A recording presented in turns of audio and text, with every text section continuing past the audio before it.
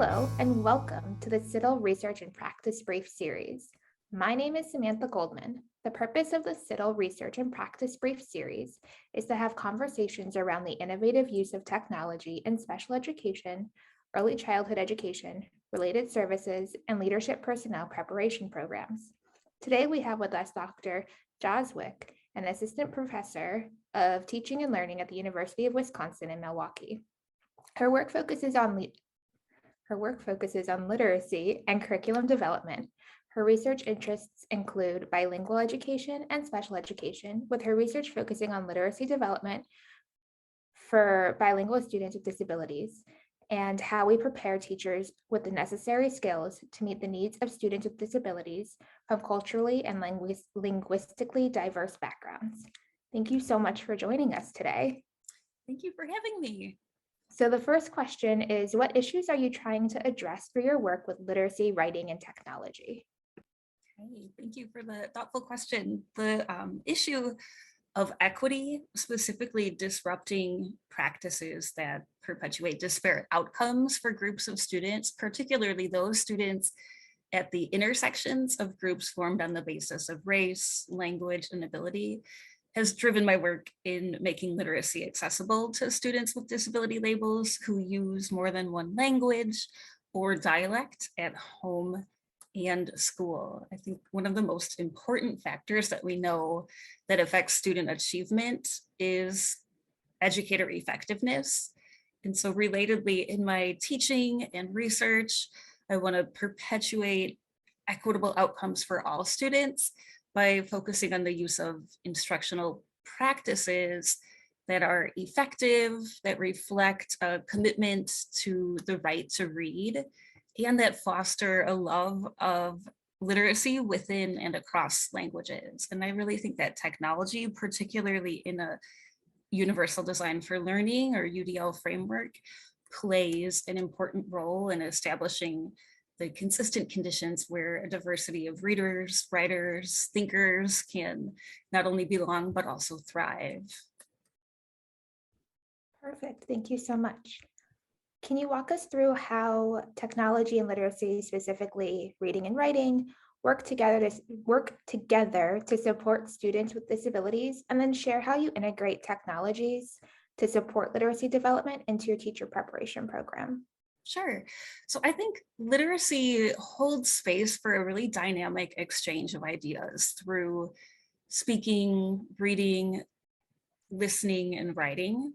And technology can bring these language exchanges to life. So for example, readers as thinkers can interact with text on a page or on a screen. They can use actual sticky notes or electronic sticky notes to annotate and code the text, maybe putting symbols to signify things that are interesting while they read. And then after, they can post reactions, connections, or questions to a video discussion thread, something like Flipgrid.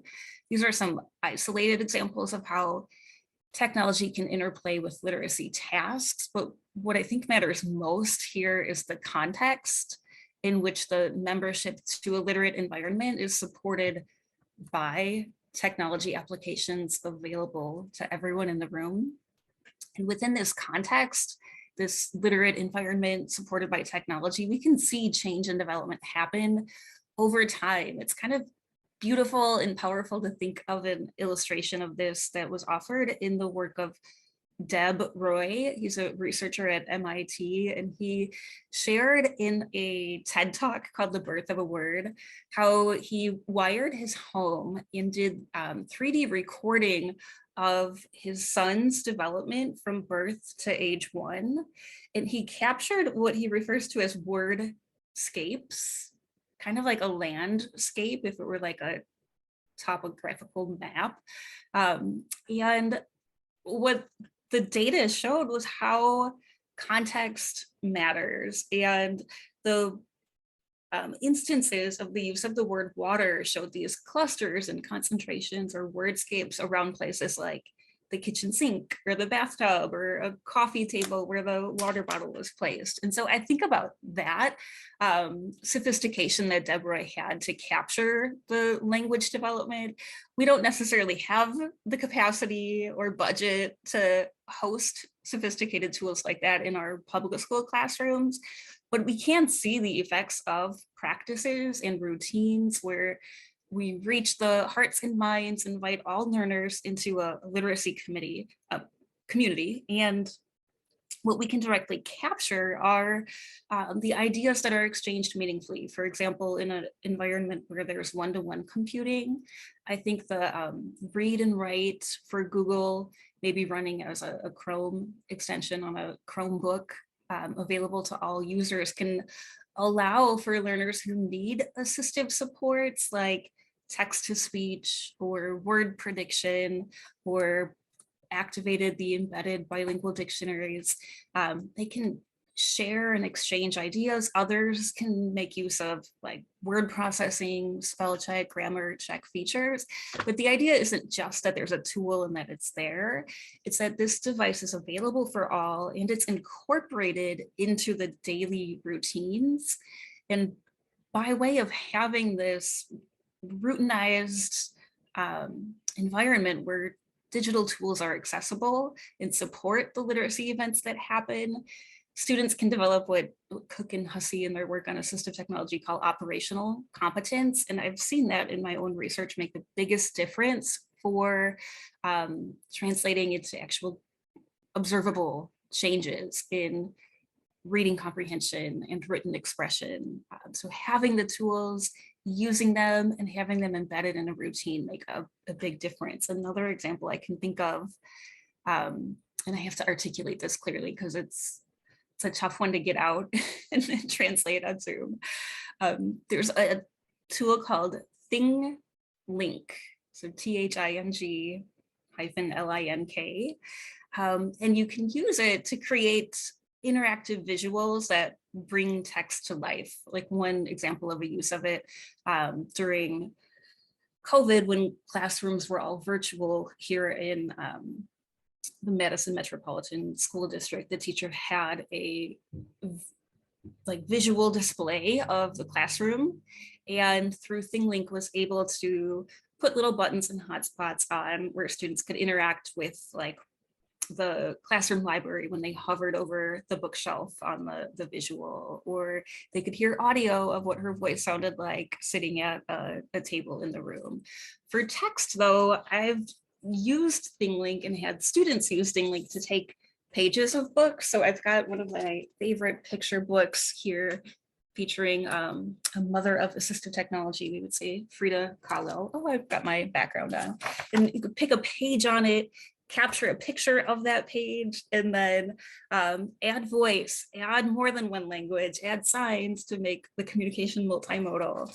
So I think Thinglink is a useful way to bring text to life, but the way that it's used and integrated should be natural within the literacy events that happen. So for example, I was in a classroom where we did a book circle talk around the book One Word from Sophia, and the author is Jim Averback. And Sophia is this delightful child who's got an ever-expanding vocabulary.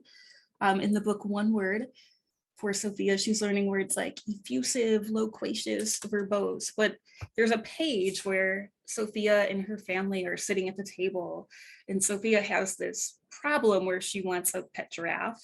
And you see each person sitting at the table and a little description of like, grandmama is very strict and her father's a businessman. So through Thinglink, we added like, what sort of argument is she going to need to develop to convince the businessman the pragmatic benefits of housing a giraffe?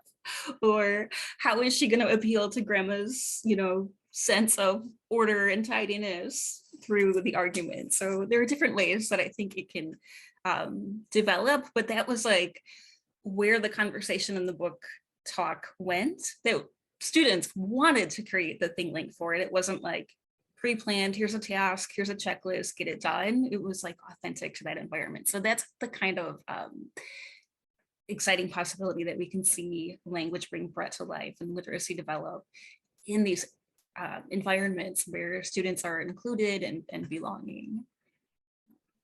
I love so that. The second part of your question though was about the the ways that we integrate technology to support literacy development into teacher preparation. And I think, just simply put, we teach with and about technology. So we offer real-time hands-on practice by having students have field experiences every semester. And in those field experiences, they're in classrooms where teachers are either using the technology that's available, working with faculty and assistive technology providers to find funding to increase access to broader options that can be incorporated. So they get to see like use of what's available and then ways to network, resource, and fund the access to broader tools that are needed. We have content-wise a standalone course on technology applications, but within each of our courses, we've embedded the topics of assistive technology and instructional technology so that it's never just like a, oh, that was one 16-week chunk in my very first semester and I never learned about it again kind of experience. We want it to be seamlessly integrated. And then the other piece for me has been kind of a circumstantial learning, a dilemma of practice, really. Once the initial pivot from face-to-face to online instruction happened in our classrooms during the March 2020 semester, we found that the comfort level and use of technologies like Zoom were available and were kind of making somewhat of an impact. And then when we returned to a modified in-person, like socially distanced, masked kind of learning environment, there were conditions where some students had to miss classes. And so what would be left with is this like group of learners physically present in a room, but distanced, and then other group of learners online trying to just figure out how to manage that. It's not quite hybrid. I know sometimes the term high flex is used, but it can be imbalanced when it's like 3 people in the room and 15 on Zoom. That can be really difficult from an instructor perspective to try to create a community and really ensure that information is imparted in a meaningful way. So what I've learned and used and recommended is Zoom plus Nearpod.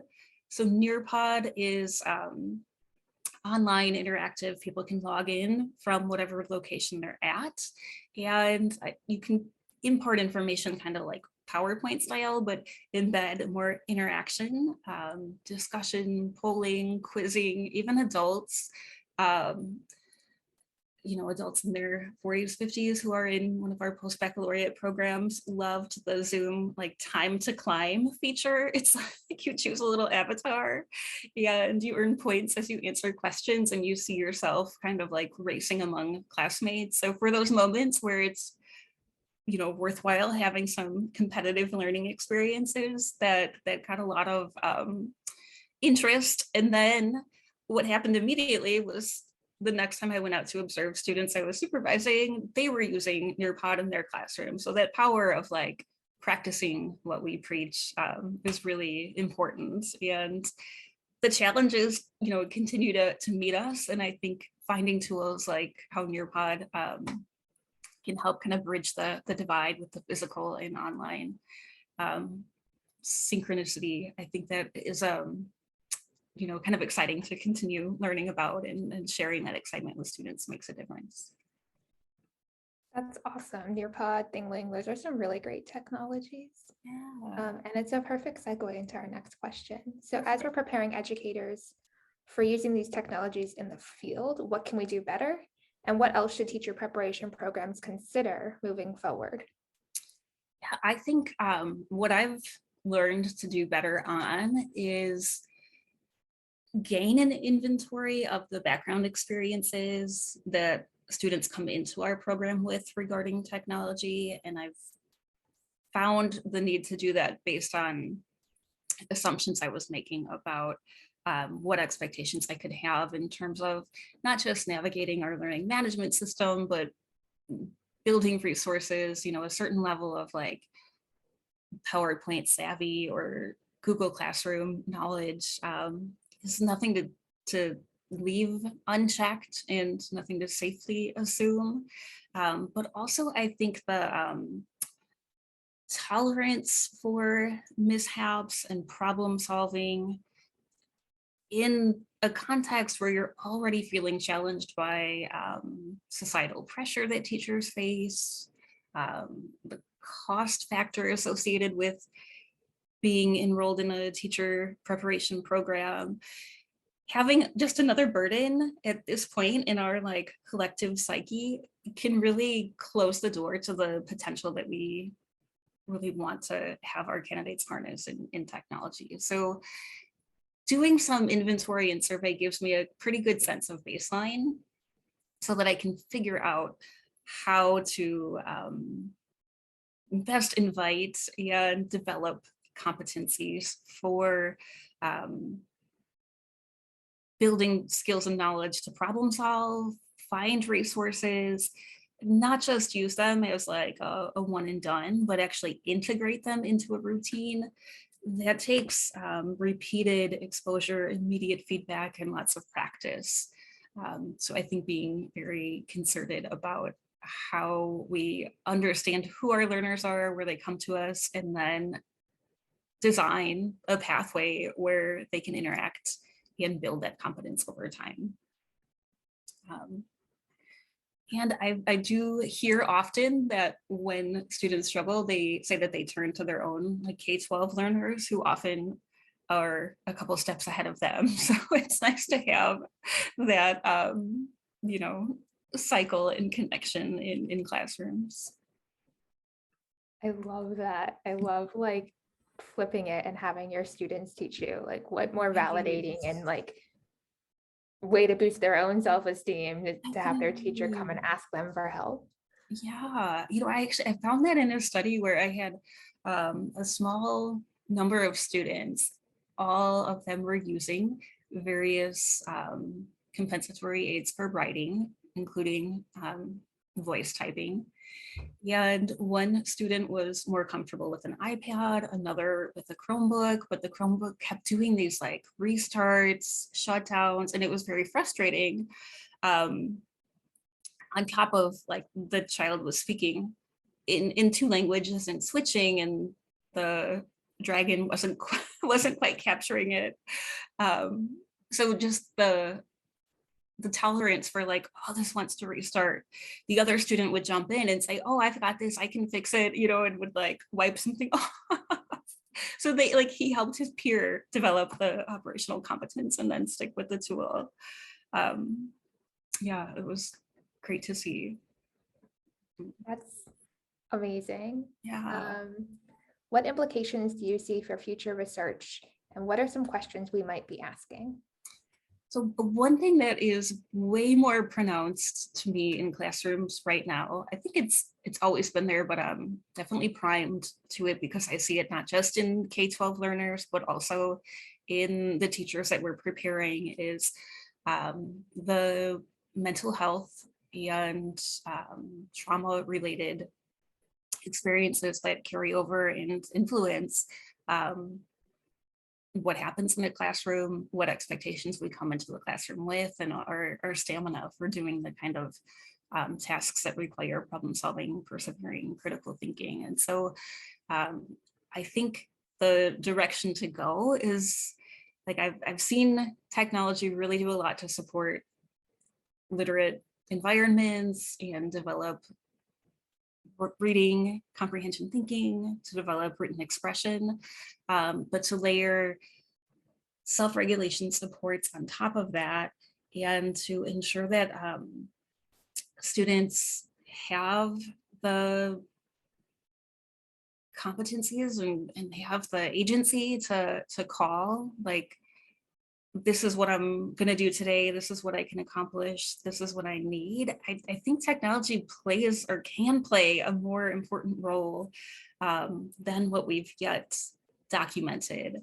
And I'm doing some work right now with our inclusive early childhood education program to start young in dual language learning classrooms, and the social emotional learning and self-regulation is like top priority for all players who are collaborating together on ways to support ultimately language development, but just entry into that learning community and learning space, particularly for young learners who in the past 2 years have had different experiences with their interactions outside of the classroom, and that has a pretty visible carryover effect now. So I think that's a definite important direction to go and focus on technology.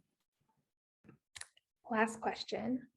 And you've already mentioned a bunch of really great resources, but are there any other specific technologies that you would suggest for teacher preparation programs or even teachers to use in their classrooms? Yeah, I mentioned Nearpod. I definitely can't think of any drawbacks to that. I do like Thinglink. I wish it were easier to say. There is an app that I've experimented with recently called Novel Effect for use in like an interactive read aloud. I've only done the like non-paid subscription to it, so that gives you access to their built-in library, but you can use Novel Effect to add sound and sound effect to enhance like a reading experience, kind of taking maybe like walking the line between what Lamar Burton did on Reading Rainbow and what I think Storyline Online does with like famous actors reading, and like a cartoon that's like an animated, you know, short. So you can take the actual like handheld book and the experience derived from that, the connection, the community surrounds it, and then add the auditory enhancements on that makes for an experience that you can collectively respond to in writing. And I think it's portable, so you can take it with you and share it with others in your home or throughout a school building. Another thing that I guess I haven't focused on as much, but I've focused on technology more, digital technologies, but I do think of technology also including sort of low tech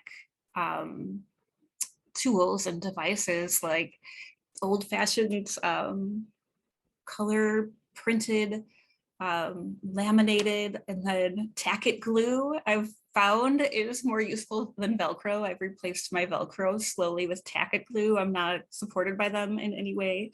I don't know if there's a generic term for it, but it's kind of like reusable, resealable.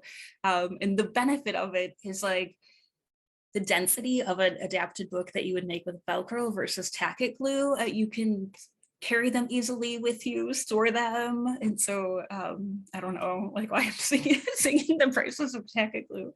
But so I do think that some of those tools are engaging and impactful, and shouldn't get overlooked. So just the potential for adapted bookmaking or material making in ways that are accessible.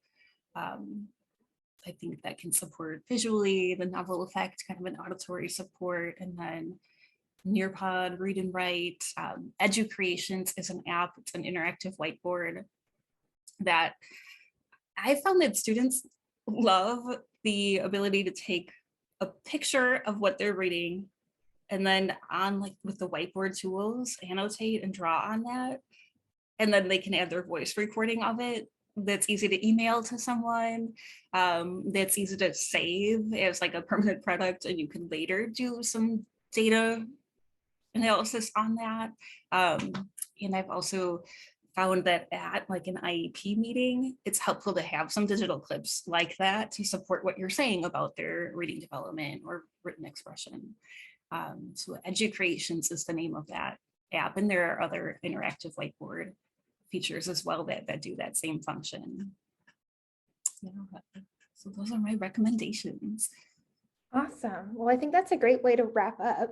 Yeah. I want to thank you very much for taking your time, for sharing your thoughts and your research with us and your experience. For more information on the CIDDL research and practice briefs and other resources for higher education and related services, please go to CIDDL.org. And don't forget to follow us on social media, subscribe to our YouTube channel, and leave us a message. Thank you so much for joining us. And thank you, Dr. Jozwik. Thank you so much. Take care.